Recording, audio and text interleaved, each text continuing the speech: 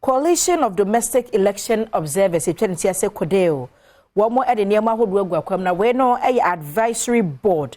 Now, sitting says, our board debate nurses a cobasi to a baby, and Remo was a cost was said, and was said near Maqua, Uncle Yinano, a bebwa pass, also about 20 mumpo, and a bebwa, Ama Remukai, and the abattoir fine, and a becoso.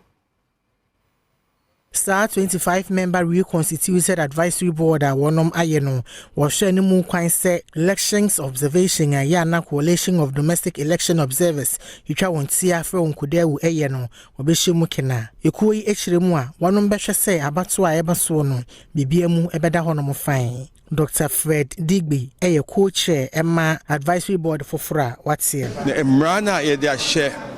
Or say that's the way we should run it. CODEO, in 2 years so we make sure that all the rules, we comply with the rules.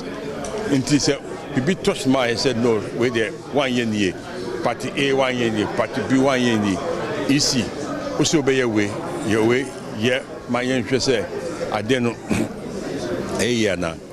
Until by God's grace, yeah, kakra from around 2000 up to now.